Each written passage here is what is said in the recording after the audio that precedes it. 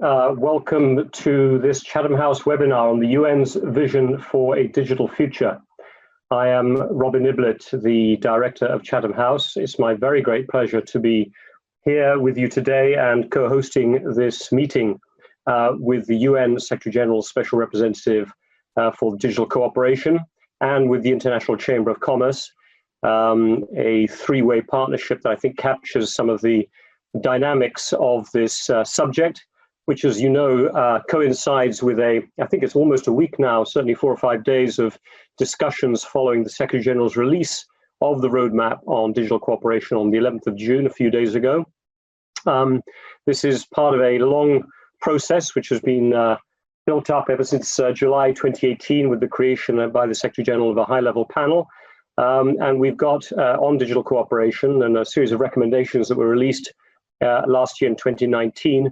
The next iteration, I think coinciding very specially with the UN 75th anniversary as well, putting digital cooperation really at the heart of the UN mandate and mission for the future. We've got a super panel with us who I'm going to introduce in a minute, perfectly chosen for this particular topic. But I did want to just remind you all, this is, as you know, because you've joined the meeting, being live streamed. It will be posted online afterwards. You can comment if you wish during the meeting, if the ideas that really strike you and you want to share them. On Twitter, we recommend you use the hashtag digital cooperation. And importantly, as this is being live streamed, could you please submit your questions through the Slido function. So if you go to slido.com or sly.do, either one would work, you'll be asked for a hashtag. And the hashtag name you put in, very simply, is digital cooperation. You do that, you'll come to a place where you can submit your questions. We'll be able to take a look at them and then come and get into the questions once we've had a chance to have our discussion with our speakers. And I'm particularly pleased in that sense, as I said, that we're collaborating here with the UN on this particular meeting, because we have with us Fabrizio Hochschild Drummond, who is the, as I said, the UN Secretary General's special representative special advisor, I should say, for the digital cooperation, who's been intimately involved in putting this whole process together. Fabrizio, welcome to this meeting. Thrilled to have you with us.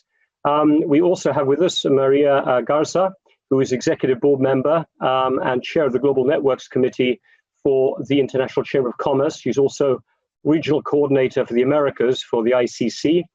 Based out of Mexico. Maria, welcome. We're very pleased to have you with us, I presume from Mexico. And we have Marietje Schaake, who is the International Policy Director of the Cyber Policy Center at Stanford University, though she is joining us from Amsterdam. As those of you know, Marietje will know she was formerly, prior to this, through 2019, a member of the European Parliament for the Netherlands, part of the Liberal grouping, but somebody who's very actively involved in the whole topic of internet governance, including with a number of Chatham House activities, and was the founder of the European Parliament's intergroup on the European digital agenda. But as I said, we've got a super group with us to be able to discuss this topic.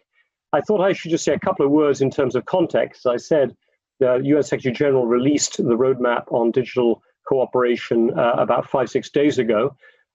This roadmap arrives at a critical inflection point, obviously with the pandemic having really intensified the relevance and importance of digital platforms for all activity, whether it be business, whether it be the delivery of public services, and interaction with government, whether it be politics.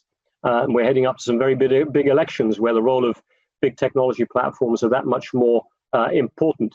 And at the same time, this kind of focus on the importance of the digital world for our social, political, and economic well-being is coinciding with a much more fraught, I will say, geopolitical, political environment, which has intensified forms of competition that is spilling over into questions of the future of technology governance. And so, you know, this is a perfect time to be having this conversation, I think. And I'm going to start, you know, just really a conversation around our three speakers. And as I said, invite all of you to throw in questions via Slido. And within the next 20, 25 minutes, we'll make sure we get to them and and have an interactive discussion with our panelists here. But Chatham House is in its centenary year, and I think it's particularly appropriate that we're focusing on the issue of the future of digital cooperation. That'll be so much a future of our next 100 years. The Digital Society Initiative we set up a couple of years ago is feeling more and more relevant for our own work. Fabrizio, it's good to see you again. I know you've participated in the past with a couple of our panels. I think I just need you to share, given we have a large audience here who won't have the same specialist knowledge that you do of the process that got us here to the roadmap. Could you just tell us where we're at? Is this not the end? When you have a roadmap, that implies there's a road to travel down to the future. But if you could just tell us where you feel you've got to, what are the key recommendations that you're trying to advise, and what's the prospects for this document going forward? We'll start out with you. Thank you, and thank you for this opportunity. And I'm very glad to be on the panel with such distinguished co-panelists.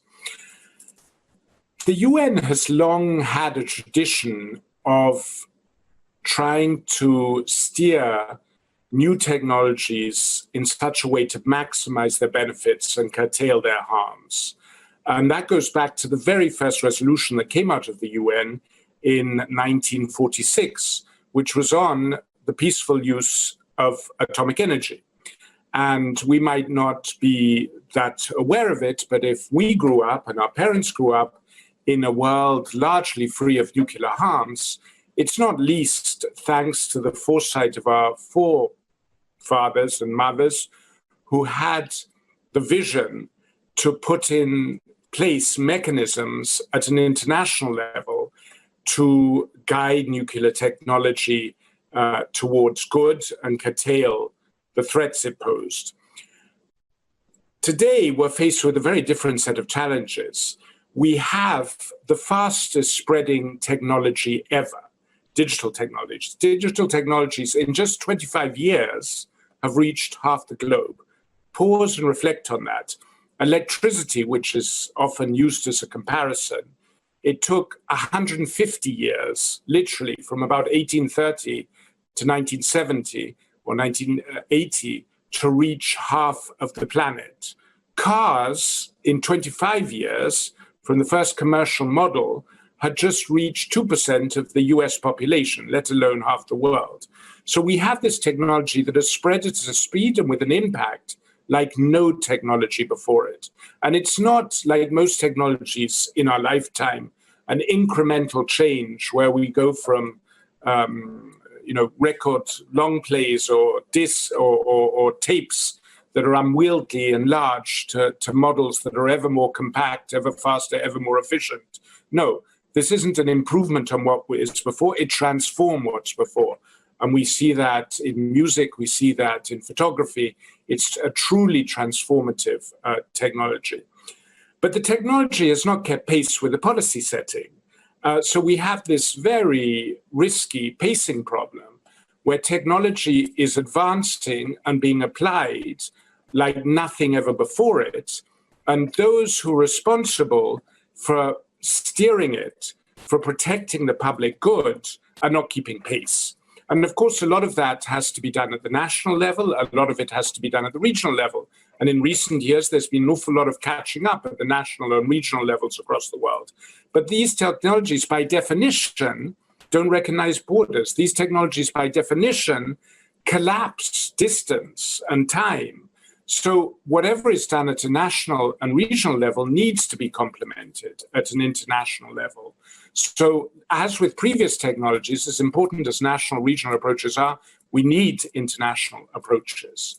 And it was against that backdrop that two member states in April 2017, the UAE and Switzerland, invited the Secretary General to a lunch with business leaders, with civil society leaders, and with tech experts from all over the world. And among them was former Secretary of State Henry Kissinger, who's written eloquently on the subject of the dangers of new technologies, and who makes the point, I don't want to get too academic, but he makes the point the big previous changes in technology have always been preceded by big changes in philosophy and human thought, and that new technologies post-Enlightenment, for example, have come out of new thinking. Whereas now we're faced with the reverse. We have new technologies, but our modes of thinking are still antiquated and outdated and haven't kept up. And this group pushed the Secretary General to position the UN to do more. So that was in April 2017. The Secretary General, on the basis of that, in summer, after consultation with many stakeholders, convened a high-level panel, the most diverse high-level panel there's ever been in the history of the UN, co-led by Jack Ma and Melinda Gates, but with people from 20 different nationalities, with young entrepreneurs still in their 20s, with distinguished academics, Nobel Prize winners, with people who'd been close to the invention of the internet. So an extremely diverse panel. And they put together a report, which, as you pointed, which was published about a year ago, with recommendations about how the world could come together. And the SG very consciously wanted a high-level panel because his thought was that these issues were transforming everything. It wasn't just a technical sideshow. They were transforming peace and security. They were transforming human rights. They were transforming development. And politicians and senior leaders were not keeping up and needed to get more involved. So the aim of the Secretary General was not only to improve our thinking, but to get much more high-level engagement with these issues. And I must say, Boris Johnson, to his credit, is the first global leader who last year at the General Assembly gave a speech entirely on the impact of new technologies. But that had never happened before. But I think that is a sign of changing trends. So they produced a report. The Secretary General has now worked on that report and issued his own report to member states, building on that report and setting out the priorities. And it basically sets out, there are 8 clusters of recommendations, but they can be boiled down to 3. The first is connect. This is a technology that has spread faster than ever before. But with that, previous technologies took a long time to evolve. So they started as luxury goods. Think of electricity, think of cars, while the world caught up. And then they've become mainstream in our lives, and they're no longer luxury goods. They're considered a basic need because the whole economies, societies have adapted in ways that make them a basic need. With digital technology, we've rapidly moved within the sphere where they've become a basic need because our economies, our health systems, everything is constructed around them. Imagine how we'd be faring in a COVID era without them. And yet, they haven't reached the spread where that should happen. So those who are left out, half of the people who are not connected, are left behind. And in that sense, although this is technology that spread at an unprecedented speed, it threatens to become the new face of inequality, the new cause of inequality. So getting universal access is the number one priority, the number one set of recommendations around it. The second is, of course, access has to be not only affordable and universal, but it has to be safe and meaningful. So the next set of recommendations is around reasserting digital public goods on the net, not just letting the net, against the intentions of its originators, become a sort of universal marketplace. As valuable as that is to business, it has to promote knowledge. It has to be for the sharing of the greater good, which is very much was the ideal behind it. So reasserting digital public goods. And then it also has to be safe and secure. It cannot be a means to promote human rights abuses, to spread hatred and disinformation on a scale we've never seen before. We need to get better at managing the dark side of the internet. We need to get better at managing the internet and cyber as a whole new domain of insecurity, a whole new domain for conflict. And also we have to get much better at ridding it of conflict that is abusive, harmful, or diminishing its use, frankly, to violate our human rights. So those are the principal ideas which, we sum up. If there's a message of the report in 3 words, it's connect, respect, protect. Connect, respect, protect. And that needs to happen through international multi-stakeholder efforts. Sadly, we can't go about it in the same way we went about it with atomic energy, where it was very much a top-down approach, conventions of governments, a big international institution. All that has served us well, but that won't work for the digital era. We need much more nimble, flexible, decentralized, multi-stakeholder models, and the report makes a number of recommendations around that. So that's really the drift and the history of the report. And I think the extent to which we can make it work will very much determine whether digital technologies ultimately lead us safer, lead us to have our rights more respected, and lead us to live with greater equality, or they become the new face of inequality, a new domain of insecurity, and a greater threat, at least to many, of their human rights. And I think that is the challenge of our generation. And we have a lot of catch up to do to make sure that we don't betray the promise of the internet for future generations. Fabrizio, thank you. That's a very neat encapsulation, including, as you said, of the history and a reminder of the role that the UN has played historically in trying to capture these moments of deep technological change and make sure that they're managed in a way that is as inclusive as possible. You noted, however, that moment of creating treaties, agencies, as the IAEA was done, and as in the end, the Nuclear Non-Proliferation Treaty, that was an era in which governments came together and tried to write rules of the road, or at least set frameworks. But as you've noted, the whole definition of these digital technologies is that they leak out of the hands of governments and are incredibly difficult to manage the same way. So I think we'll come back later on to what it means. But I think it'd be good to jump right now, Maria, to bring you into the conversation as well, because we're really going from the architectural to the very practical, if I can put it that way. I know that, I was mentioning before, that you lead a business yourself in Mexico, and therefore you're very much at the coalface of how important technology is for companies these days, being able to operate, to employ people, to be successful. Can you say a bit, of the view that the ICC has towards the development of the internet, how it's governed, the opportunities it's offering, and literally how you've experienced it maybe these last few weeks through COVID? Thank you very much, Robin. Well, first of all, it's really an honor to be part of this webinar and to speak a little bit about how the UN's Secretary General vision on the international community can engage in key issues such as this, the digital connectivity, the digital human rights, trust and security. I truly believe that private sector, civil society, and governments, along with the UN, must work together in the adoption of specific policies to support digital inclusion, just for what Fabrizio was mentioning, and definitely new models of internet governance and cooperation in the post-COVID-19 recovery stage will need to be set in place. And now for many years, business has advocated for the potential of the digital technologies to act as a catalyst for accelerated implementation of the UN Sustainable Development Goals. And that is why the International Chamber of Commerce really applauds this foresight in recognizing the Secretary General early in his tenure, the imperative of harness the power of technology as a force for good in the world. But more than that, his personal commitment to chart a digital future that really works for everyone, everywhere, that's truly important. The foundational notion of the effective cooperation cannot be underestimated, especially now that we're living this situation with the COVID-19, both in terms of containing the pandemic, but also enabling a sustainable economic rebuild.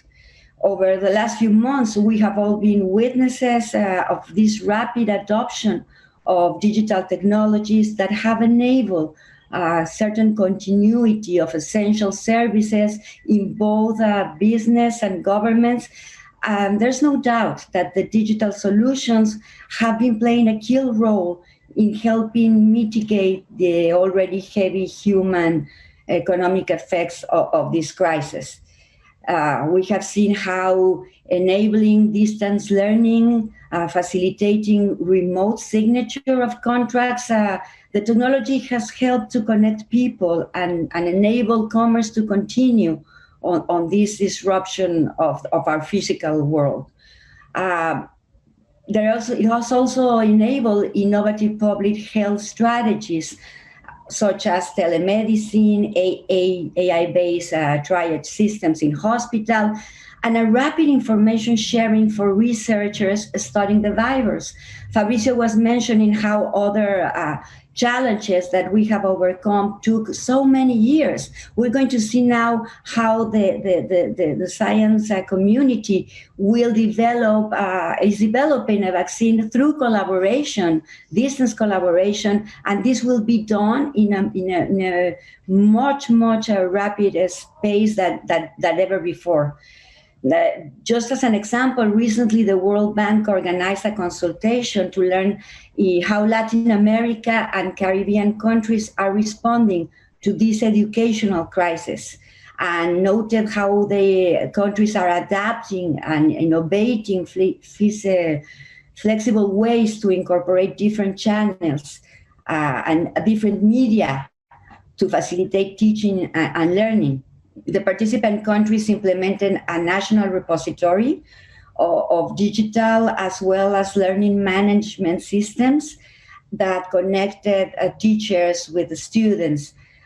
There were used WhatsApp, phones, social media that were adopted to provide pedagogical guidance and support for both teachers and parents, because parents have also become essential on the education of their kids. But however, these many students in Latin America and the Caribbean, including Mexico, will not have the chance to access the media learning because the COVID-19 struck the region under the context of very low potential growth and high inequalities. One example is in the Puno region of Peru. The children from the isolated village of Cantati Ururi have to walk nearly 15 kilometers. And we're talking about children from 4 years of age to 12, 13 years of age. And they walk 15 kilometers in the highlands that are located more than 4,000 meters above the sea level. And they walk towards a hill where they can receive a radio signal that transmit educational content for all of them. So you can imagine that the content is not really suited for each of these children. So that is why we must accelerate the efforts on projects such as the High Altitude Platform Station, or HAPS, systems that can be built into aircrafts for the purpose of beaming down high internet so these children, along with millions around the world, can access adequate education. The COVID-19 has not only exposed it has exacerbated the gaps between those who have access to digital technologies and the opportunities that they bring and those who do not. Our experience in dealing with the pandemic underscores the economic analysis that we have seen for many years now, that those without meaningful access to digital solutions, such as the 3.6 billion people that still do not have access to high-speed internet, at a very real risk of being left behind. For example, in Mexico, only 55% of households have access to internet. And the sad truth is that those often without meaningful access, which are women and girls, migrants, refugees, citizens of rural and remote communities, these are the very people who would benefit most in relative terms from the gains in development that digitalization can bring. So we cannot allow the world to fragment between the haves and have-nots. What I want to convey to you is that business recognizes the absolute imperative in both moral and economic terms that we need to and have to play a full part in enabling an inclusive digital future. And this goes beyond just ensuring access to good quality and affordable digital infrastructure. We also need to make sure to provide relevant content, services, and applications that are available in local languages and that serves the needs of local communities, like those needed by the children in Cantatiruri. Thank you, Maria. I was just going to come to that point because you've really pointed out and giving those examples from Latin America itself, both the opportunities being provided by digital, but as you said, this risk of the divide being deepened, especially in the wake of COVID, which may slow down some of the infrastructure rollouts that, as you noted, are so important for everyone to have access. Thank you for that. Marietje, let me turn to you now. You know, you're being slightly put in the role of the civil society voice, given your current role, and I think also some of the pioneering work you did when you were a member of the European Parliament. But I not least because I can see we've got 35 minutes and a lot of questions coming in. I just wanted to piggyback your remarks, if I could, on one of the questions that's been coming in as well, which is about the issue of rights and human rights in particular. I think when Fabrizio was describing it, his kind of second of his 3 pillars were respect. And it's quite notable how strong the Secretary General's roadmap is on openness and particular references to making sure that the use of surveillance technology, restrictions on content, not done in such a way that they affect rights. And we had a question in already from Howard Hudson. I'm picking this one up here. What role can the UN play in protecting our basic human data rights? So is this just a thing that the UN talks about and highlights, or is it something that the UN can try and find a role for itself? And if it can't, then who steps up to take up that role? In any case, come in any way you want, but I thought that was something you'd be good to address. No, I really appreciate it. And I too am honored and very happy to participate in this important discussion. I think the fact that there is a roadmap and that so many sensitive topics have not been shied away from are a first step in actually implementing an action plan. And I think from the UN side, we have to appreciate that that's not always easy. But I hope that the mutual dependence that is, I think, more clear than ever when it comes to the digital domain and the open internet must lead to a revamping of multilateralism and a shared sense of purpose, which I hope the UN will be a driving force behind. And obviously, it doesn't mean that everybody, all different stakeholders that the UN has to work with and has sought to bring together in the high-level panel all have the same vision or the same role or the same responsibility. Subjects that are high stakes openly on the table. And so I think indeed the roadmap highlights where threats and challenges are and where opportunities are, a lot of emphasis on access and inclusiveness, which I appreciate. And as you mentioned, and as the question highlights, an emphasis on human rights and the public good and openness from a technological and access point of view, which I think is crucial.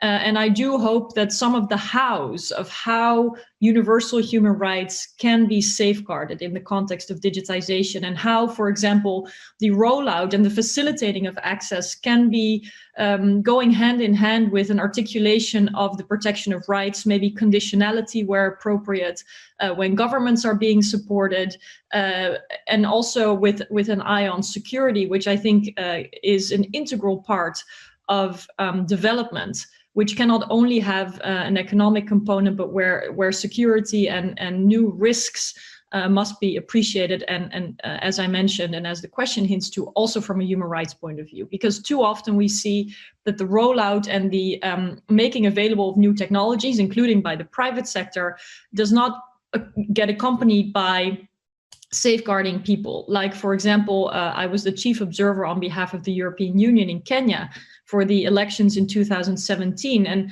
those elections were highly digitized in all segments of the democratic process. But Kenya at the time did not have data protection laws.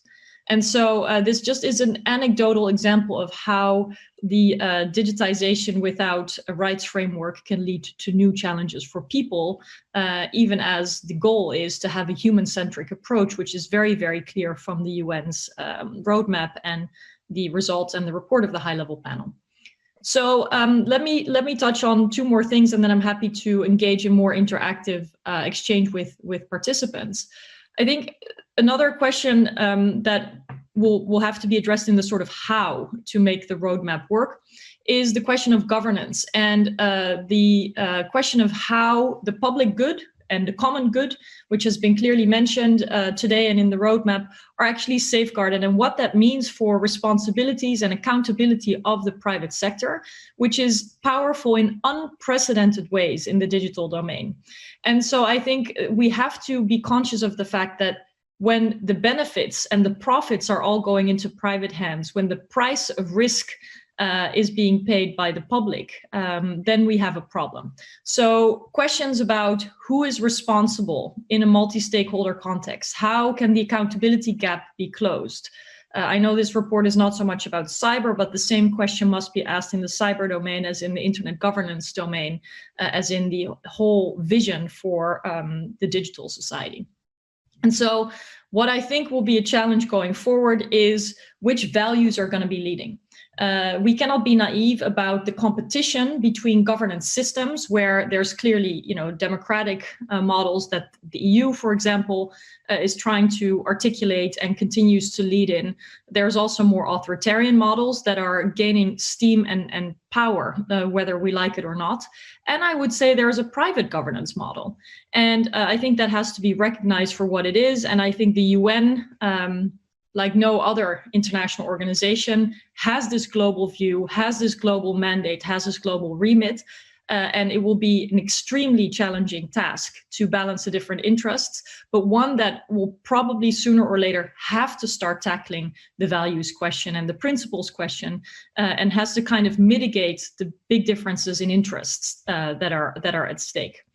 I think COVID has underlined what is at stake and how some of the entrenched interests and roles can even be accelerated, even if we thought they were already quite powerful, like that of the private sector. The role of children has been mentioned. I think a lot of parents must have been quite frustrated after trying to teach their kids not to look at screens too much, having to depend on screens for their kids to go to school. So how to roll that back, I don't envy them. The same can be said for health as an entirely new sector where big tech companies have made huge inroads, whereas health data it has been protected with very high standards originally, and now is becoming opened up in a way that I think will have many consequences for notions of surveillance of people, for notions of data security and data protection that will have to be looked at. So to conclude, I think the stakes are high, the urgency is extraordinary. The task of the UN is Herculean, but I hope that the momentum that we're in, including because of the pandemic, will lead to new willingness on the part of all stakeholders to come together. And it will also mean that there has to be engagement from all sides who feel like there's something at stake. So there will no doubt be a challenging sort of political battle emerging, and we will be following. And I think it's also an open invitation. That's how I see the roadmap for engagement by multiple stakeholders to frame the next steps and to actually start engaging in the challenging discussions that cannot be avoided, such as those about values and governance. Thank you for those comments, Marietje. And I think when you come in later on one of your later comments, it would be good as well to get your perspective on where you think European countries and or the EU will play in this process, because the how will require support. It will require champions to get behind the roadmap, to lead by example, to set a precedence, if you see what I'm saying. And Fabrizio, I know this is a tough question, but you're used to taking them. But a lot of the questions coming in on site at the moment revolve around a similar topic, which is the fact that there are barriers rising. There are different visions of the future of the internet. And as I noted to Marietje, and I played out the remarks by the Secretary General about being concerned about the use of surveillance by governments, maybe impinging on individual rights, about restrictions on content. How do you go from making the statement that you've made of these principles the Secretary General has made? What support do you need to ensure, or what steps could be taken to ensure that the internet does not become a world of barriers, where you're ending up with a splintered net, as that phrase has been used for many years right now. But if there are different approaches to the economic returns versus the rights for human rights, you may end up with a very different set of approaches to governing the internet as we look to the future. And I'm wondering how you've thought about this issue of the rise of barriers. It's almost like the roadmap is a call to stop this from happening, to remind everyone we're in it together. But where do you need the help from? What are the steps that could be taken to prevent this from becoming a more splintered environment? Oh, thank you. I think if current trends are left to drift, which is more or less what's happening now, we will end up with a splintered internet. We will end up with competing internets. We will betray one of the chief virtues of the internet, which is its universal reach. And we will end up less secure, more unequal, and overall with our human rights threatened. Because, of course, splintering the internet is going to lead to competition, attacks, and we're already seeing that. And of course, it's hugely expensive to try and splinter the internet. To try and create walls in cyberspace is massively resource intensive, resources that otherwise could be put to better purposes. So I think we have to act against that drift and really make an effort. And I frankly think Europe has a strong role to play in that. Europe, of all regions, is the most advanced in finding a good balance between protecting public interest and at the same time allowing for innovation. And I think Europe could perhaps be a little more courageous and exercise greater leadership in doing that. And of course, that's a personal observation. But I think we have to go back. And I don't think, let's not, Mariette made extremely good comments, but she said, don't be naive about the competing values. But let's not also be naive. Those competing interpretations of how to apply international human rights norms preceded the intervention of the internet. Different values around freedom of speech, including incidentally between the US and Europe, so let's not oversimplify, preceded the intervention of the internet. So the assumption that we would have a technology, and I know this is a simplification, I know this is a caricature, but it helps me make my point, that we would have an invention in some part of California that would then spread to the whole world and would automatically carry with it the set of values that happened in that particular, that happened to be the dominant values of those people who, white males behind it in California, would automatically spread with it, is, a little bit like the assumptions of missionaries who went forth to spread the Bible in the 19th century. I don't think that's an assumption to make. Of course, there are universal values enshrined in the UN. Of course, we have to uphold those values, including in digital. And the UN has reaffirmed the application online as offline of human rights values. But to think that a universal invention would mean that we would suddenly have universal values in itself was a little naive. But having said that, I do think that the internet and the fight over the technology is symptomatic of a broader breakdown and a broader resurgence of global politics. So it's much a symptom, it's more a symptom than a cause. The resurgence in global politics has grabbed on to some technology issues to manifest itself, and that's not helpful. And my third point is that I don't think we should over-exaggerate the differences either. I think there is room for commonality, and I think we're overplaying the differences and underplaying the common ingredients. The Security Council, with the countries who are most in rivalry, have over the past 10, 15 years had very important agreements around counterterrorism in cyberspace. And the big states have agreed on those. In Osaka, the G20, with states that theoretically can't reach agreement, they did reach agreement on a declaration which included upholding human rights on the internet. So there are examples where states have come together. And for me, the biggest deficit in international cooperation in this is illustrated by child harms.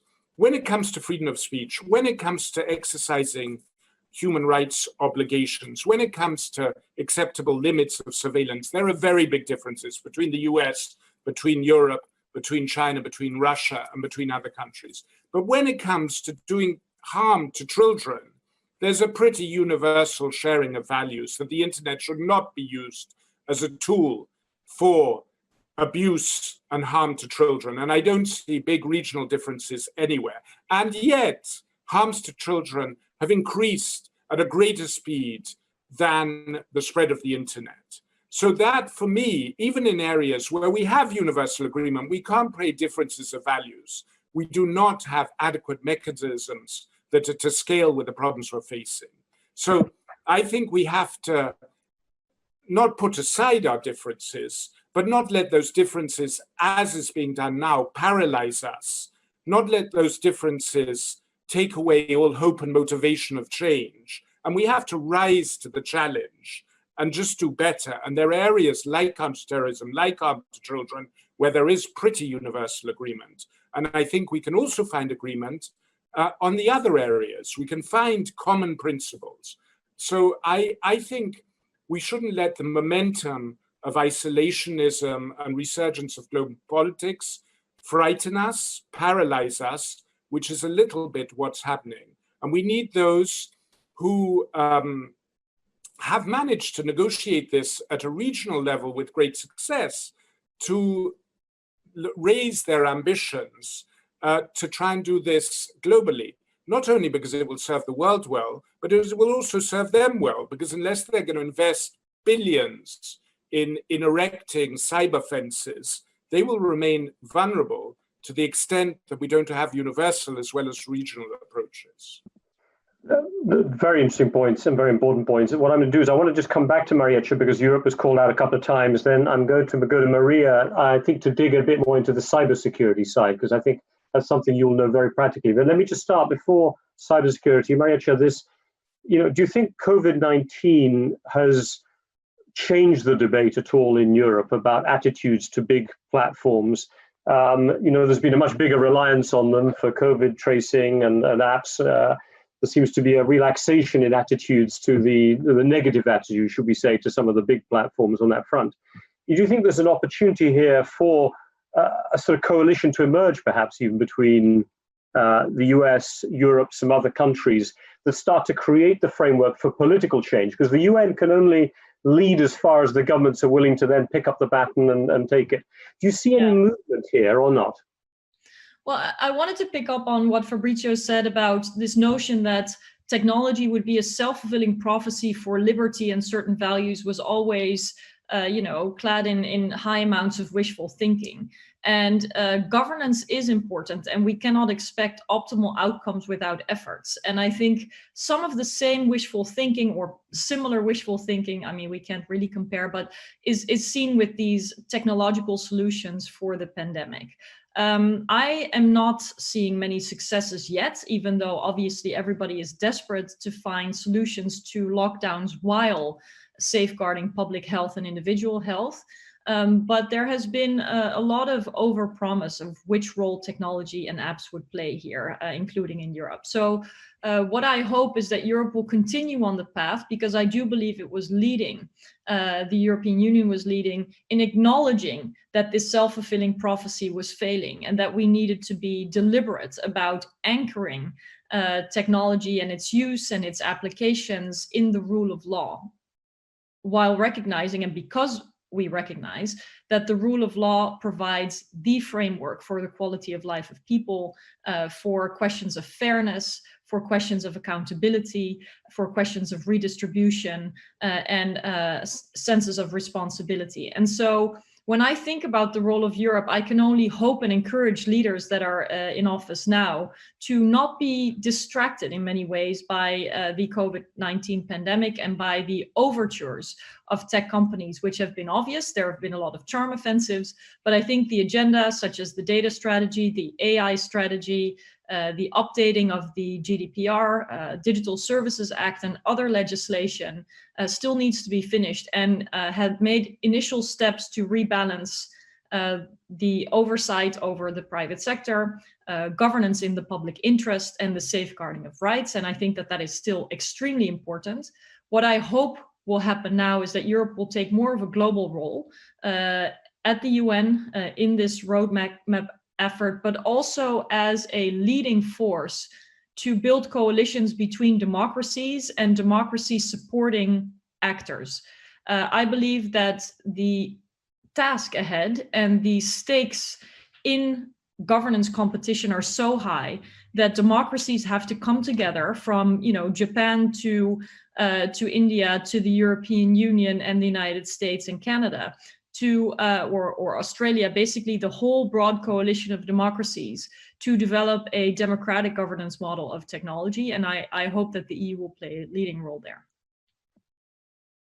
Something we can return to maybe later on the fast food questions. I'm conscious we've only got 15 minutes left, and I've got, for those of you sending questions on Slido, thank you very much. Huge number coming in, and I will get to a few of them for some short answers as we go on. But I want to come back to Maria Garza in particular, because the second, or maybe there was a third point actually in the list that we had from Fabrizio before, was about protect, and the extent to which cybersecurity has now become as much of an infrastructure need for many companies as any other element has become. What is the role of business in making sure that the highest standards are being put into place for cybersecurity, both for your own companies, but also helping then individuals make the best use of the internet? Well, first of all, I'd like to thank Marietje for her comment about the rule of law, which is a must in our region and many regions of the world. And this is also applicable to the cybersecurity, which is of a special relevance right now. Online scams like ransomware attacks and phishing email schemes have proliferated in Latin America amid the coronavirus pandemic. And this poses incredible threats to people, business, and governments as well. And this is of particular relevance for SMEs that have been hit very, very hard by the pandemic and are also the target of these cyber attacks in general. Just in 2019, it was estimated that 1 out of 5 SMEs had fallen victim to ransomware attacks. But more than that, in the US, they estimated that 60% of these SMEs who were victims of attacks did not recover and had to shut down after 6 months. Now imagine the situation with the pandemic. Many MSMEs do not have enough working capital to support themselves for more than 30 days without operations. And from 40 to 60% of these businesses will never reopen after a disaster.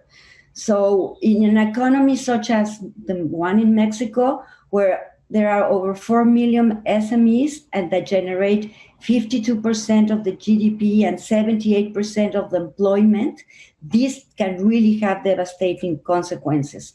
That is why the ICC launched a campaign early at the beginning of the pandemic that's called Save Our SMEs, SOS, that is based on the collaboration and action and information sharing. And we work on this with partners from international organizations like the WHO, the ILO, the UNICEF, and also with companies like Amazon and Facebook, and nonprofits like the Cyber Readiness Institute.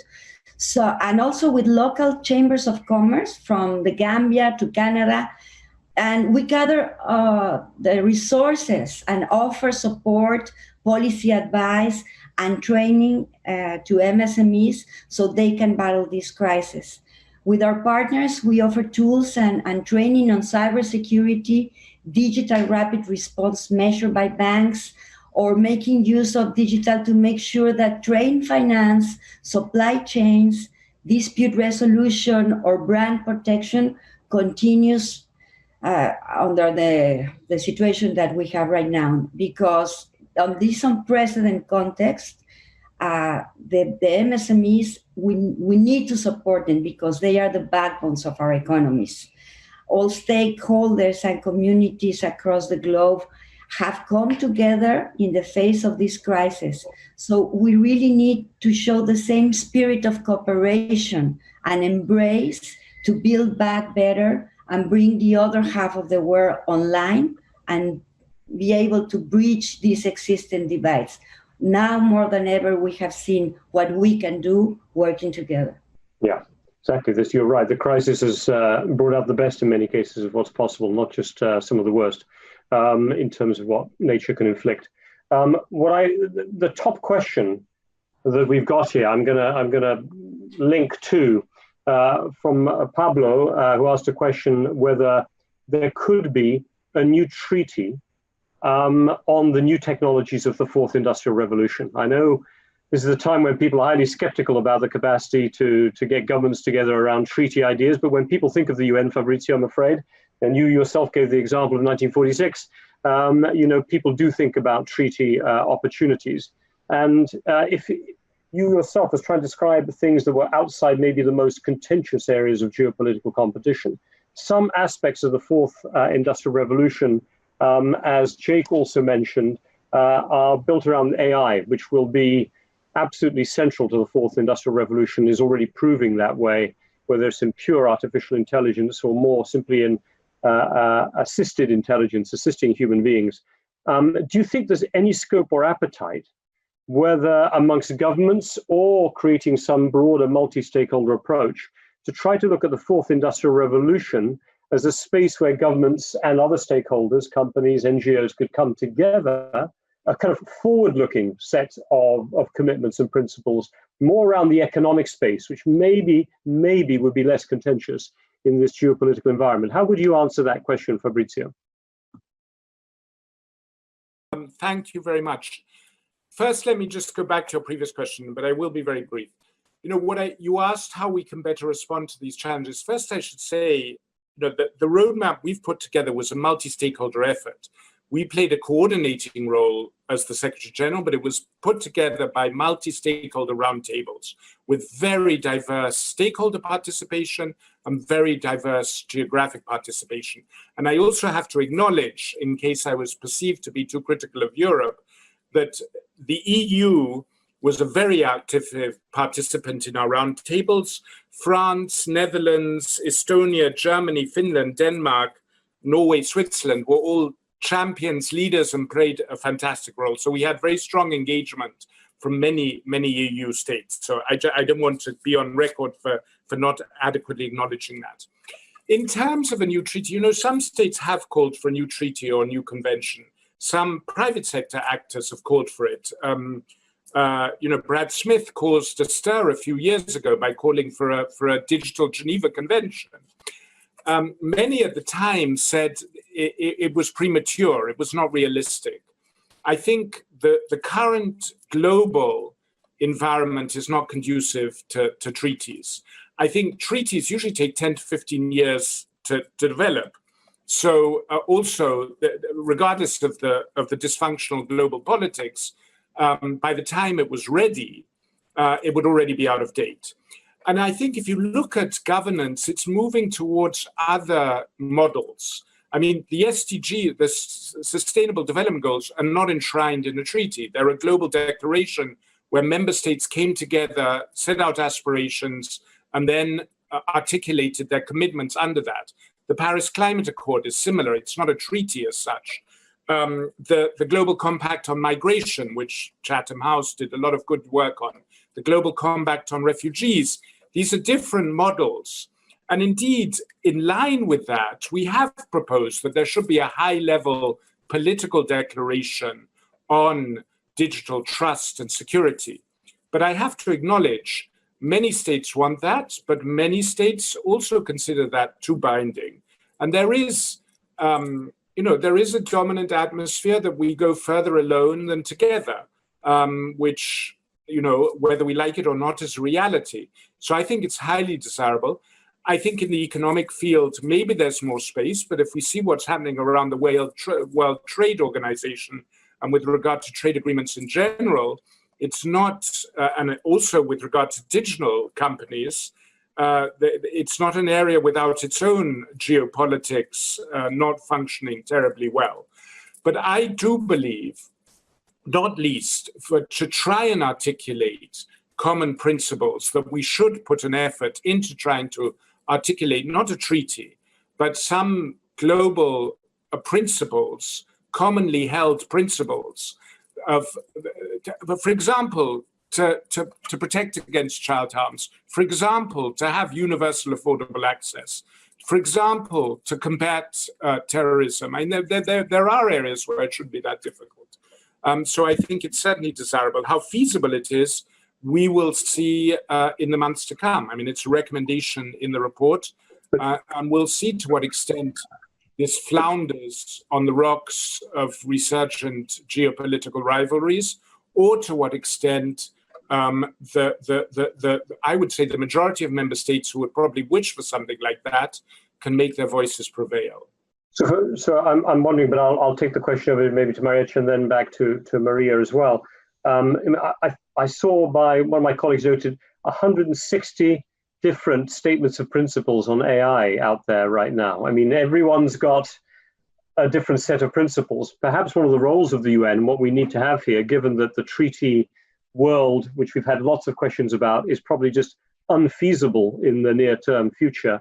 We're much more into creating environments where standards are expressed that carry multi-stakeholder support, even if not of all governments, and then companies and civil society and individuals are almost shamed into trying to follow them or not. It's a very different theory of change to the one that animated the 20th century and the second half of the 20th century. But Marietje, I'm just wondering whether you think we need to be coming up, especially with the work you're doing in Stanford, do we need some different approach to governance that's going to be more realistic for this world? Because when I see the roadmap from the UN, maybe we need to be sort of cracking 3 or 4 of the recommendations, turning them into individual declarations, and then trying to build support around them individually. How would you break it open and try to push change? I think the example of the multitude of ethics frameworks, which I think the roadmap refers to, and which I've pointed out in the past by saying, when everything is ethics, nothing is. And I think with all these big declarations, we have to wonder, why is there a parallel process of all these ethics frameworks when we already have the rule of law principles, and who benefits from having such a different approach? My sense is oftentimes it's the already powerful private sector that benefits from talking about ethics and not about universal human rights, accountability, and other kinds of concepts that are well enshrined in our laws.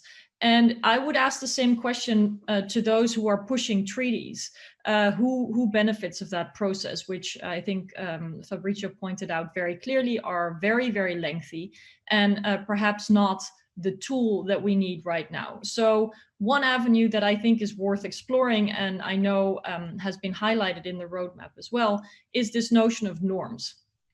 Can we come together by articulating very clear principles that meet the challenges of the moment, that cover areas that may not be so clearly defined, both in terms of definitions and in terms of procedures and accountability mechanisms in existing law, whether it be international law or national law or trade agreements or whatnot. And so through norms, we can really create big and broad and multi-stakeholder coalitions of the willing, and then look at whether these norms may solidify into laws later or into other kinds of mechanisms of enforcement. But I think that's an avenue where action can be more swift, and where we can really say, we don't have to wait until everybody's on board, which, it's a great ideal, but sometimes not feasible. I remember this from the EU times, and certainly in the global context, this is a difficult time for unanimity. But we should not stop and continue to look for innovative ways to make sure that there's not too much of a vacuum in the way in which principles are articulated and the way in which they're applied. And I think that that's a big risk of the moment, that some of the credibility of efforts can be eroded if there's no enforcement and if there is no way to actually make sure that that people do what they sign up to and not just sign nice declarations on ethics or otherwise. We're coming close to the end of time.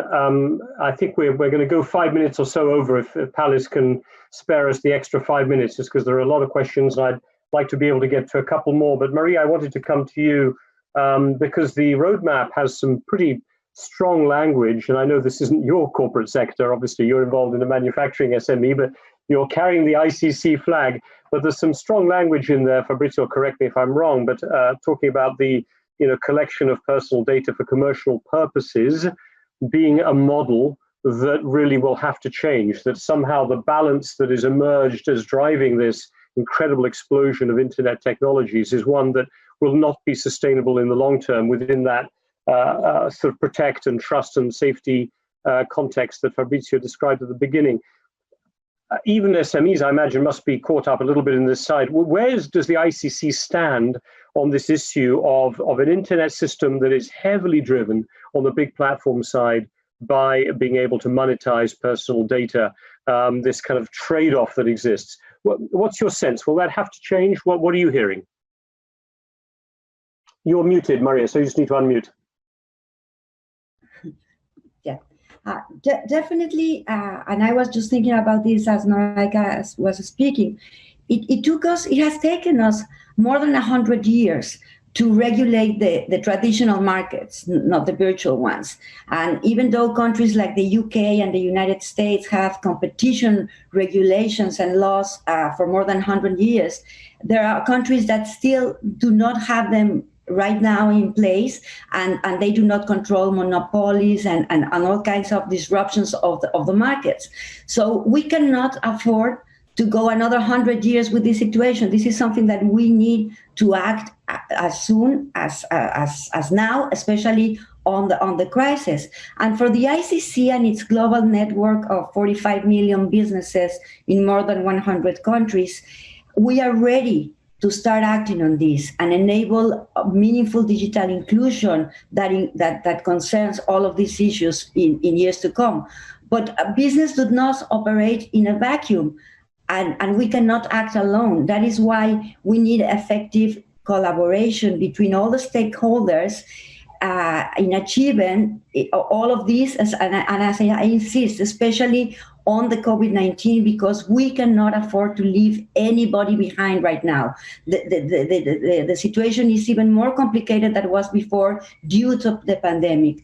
So we are really excited to see this spirit reflected in the roadmap and look forward to playing a full part in the evolution and implementation of the roadmap that tackles all these issues you were mentioned. The digital technologies, we understand and we all know that present challenges, but thankfully they also present almost unique upsides. So we really need to seize this opportunity that it's presented by the General Secretary General's leadership to avoid the possible path of division and fragmentation. And we need to really embrace this digital cooperation as the bedrock of the future to rebuild from the crisis that we're facing us today, but to rebuild better than before. Thank you for those comments. Let me come around to a couple of last comments by Fabrizio and Marietje. Maybe I should let Fabrizio have the last word, but I therefore won't give him the question that he cannot answer. I will know, the other way around, the one that I know how he'll answer, actually, maybe I should say, which is, will the UN remain the best platform to be able to deal with these types of very complex problems into the future? And I don't know whether Marietje, as a former politician, a recovering politician, you might just talk a little bit about the framework that you think the UN still does or doesn't offer. What is its potential and not? I don't know whether you have a kind of view as well on the issue of blockchain, because there is a big discussion here as to whether the kind of transparency that it can provide might actually become an interesting tool to enable a much more frank conversation about the future of internet governance in the future. But maybe something about the UN, if you've got something to say, as we did have a question on the future role of blockchain. I've got two very specific questions for Fabrizio to finish up with. So last words from you, Marietje. Thank you. I'll be brief. I think blockchain might have to be looked at in a different session because it's such a new kind of theme. So I'll stick to the question of who can best govern and how can we get there.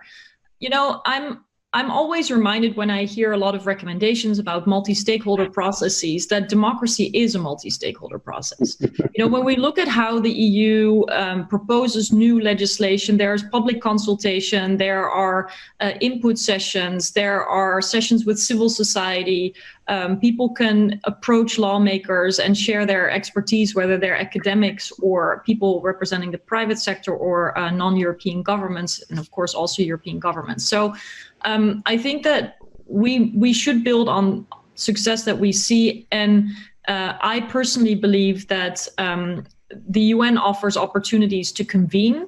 But when we look at the balance of power between democracies and non-democracies, we have to also be mindful of what is at stake when we start pushing for treaties, or when we hear pushes for treaties, because the majority voices are not always on the side of democracy. And I think that's something that a lot of people should be worried about, including the private sector, notably tech platforms that have benefited so fundamentally from having emerged in free and open societies. And I really urge them to give back to those principles and not to be completely pragmatic, if not to say cynical, and only go for the biggest revenues and profits at the expense of the very foundations that have, one, allowed them to grow, and two, have facilitated and enabled and safeguarded the best quality of life for people, including the protection of rights. So I see a lot of relevance for the United Nations, but I do urge those who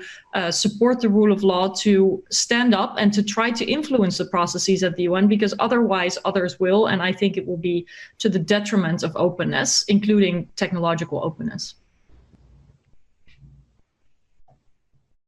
Sorry, very clear statement. Thank you, and it'll give an opportunity for Fabrizio to come back. Fabrizio, I've got one, if you don't mind, one technical question, which you may or may not be able to answer, but I think it was quite specific, and maybe you addressed it in your topic, and then I'll give you one broad question, because it is the one that's at the top of the list, I'm afraid, now that I did the other one. But one from Alfredo Calderon, who said, digital content repositories are available in most countries. The biggest issue is the economic and business models used by local ISPs. What is the UN doing? If there is something you have to say about that, then I'll let you mull on it, but you won't necessarily appreciate me doing that, because the question that remains at the top of the list is, if the US continues to retreat from multilateral institutions, then how will the UN cope with China asserting a brand of digital authoritarianism as the working model that the UN, in essence, should be operating under? How does it manage that reality, not least given the strong statements in the roadmap there about human rights being at the core of it? So a technical one and a difficult one. Maybe they're both difficult. But over to you, Fabrizio. You can handle this. Thank you. Look, on the technical one, I would have to consult to give a detailed technical answer with my colleagues from the International Telecoms Union, ITU. But so I can't answer on a technical level. On a more political level, what I can say is that one of the 8 principal lines of argument of the roadmap is that we have to boost digital public goods, and that includes across geographic boundaries. So where there are public goods resting domestically or held by specific domains, we are trying to find ways, technically and politically, that they can become more broadly accessible. And there's a lot of excellent work already going into that, spearheaded by Norway, but with a very broad multi-stakeholder and multinational alliance behind it. In terms of China versus the US, this is complicated and we shouldn't oversimplify. The UN is made up of 193 member states. And even if, obviously, large states, moreover, permanent members of the Security Council, moreover, some of the largest economies in the world, moreover, now some of the largest contributors to the UN, have a very high profile and a very high weight, we are 193 member states, and they are 2 of those. So it shouldn't be a zero-sum game, and it's not a zero-sum game, and it's never been a zero-sum game, even during the Cold War, between Model A or Model B. And I think, and again, speaking in a personal capacity, and many may disagree with me, but I say this as somebody who's worked and watched the UN for over 30 years. With a resurgence in global politics, I think there's been a little bit of a trend, a sort of sudden multilateralism fatigue, where, with the elephants butting heads, the smaller actors have felt, we should hide in the grass, we should keep our heads down, we should not get into the brawl, we'll only get trampled upon. And I think now is the moment to step up. Now is the moment to assert, I don't want to say a third way, but assert a more multilateral way where we do reach common agreement. And again, I think there's a tendency to overplay the divisions and underplay the agreement. I mean, just think, and I was amazed when we put together the panel, co-led by a very successful Chinese entrepreneur and a very liberal US philanthropist, with people from every continent, with very diverse backgrounds. I was very concerned that there would be no panel report, that the level of disagreement would be such that either we would end up with a horribly vague, loose product, like so many UN declarations that just retreats into generalities, or we'd have to keep highlighting options and divisions among the panelists. But we got very broad agreement among very diverse people. And likewise with the roadmap, we had these multi-stakeholder panels. We had people from very different backgrounds, very different professions, very different geographies coming together and agreeing on the same things.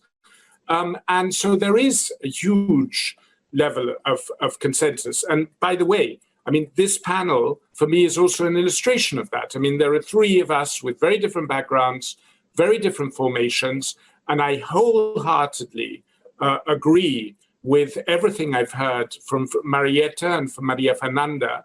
And I have to say, the only substantive difference between us, leaving gender aside, is that I'm not called Marius. But, having now been inspired by them, I will think of changing that. But so I think we have to make the effort to build on our disagreements, not get overly distracted by resurgent geopolitics, and let the voices of industry, of civil society, of the vast majority of member states be heard, and build on that, and not be so. I mean, let's rise to the challenge. Let's raise our level of ambition. Our forefathers, and I have to say they were mostly male at that time, unfortunately, didn't let themselves be discouraged in the 40s and the 50s by massive global divisions, the North-South division, the East-West division. They built institutions that have kept us safe. So I hope we don't go down in history as the selfish generation that couldn't rise to the challenge, that gave up and profited greatly from the efforts of those who came before us, and left a world for those after us that wasn't just destroyed environmentally, but was also more divided than ever. I think we have to do better. Those are stirring last words, Fabrizio. Thank you very much for sharing them, and a big thanks to all of you, Fabrizio, obviously, Maria Fernanda, Marietje, for joining us this afternoon, for sharing your different perspectives, obviously coming from the different angles you have.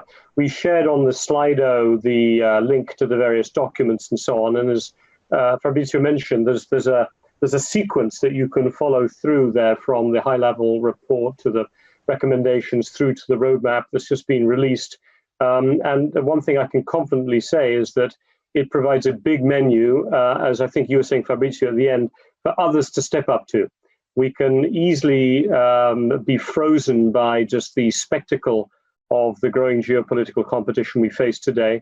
But as I think you rightly said, there is a multilateral way. It's proved very successful in the past, and we all need to do our bit to step up and try to pick it up. From Chatham House's perspective, I'll simply do a call out for our inclusive governance initiative, which is actually looking at these frontier areas of technology governance, amongst others, trying to think how more bottom-up approaches can dock, maybe the right word to use, to dock with some of the bigger multilateral and government-led processes, because everyone's going to have to play a role in the end for multi-stakeholder to be legitimate and not become its own term. So all I would say is thank you enormously to all three of you, and for all of you who've joined us, and for the many, many questions that came in. I did my best to group them by intent, didn't call each of you out individually, but I think we covered the main sets of topics that were brought up there. So a big thank you from Chatham House. I think we should all unmute so we can hear at least the 4 or 5 of us applauding each other for great work done. Hope to see you again physically, and keep in touch with all of us. Thank you very much. Thank you. Bye-bye. Thank you. Bye.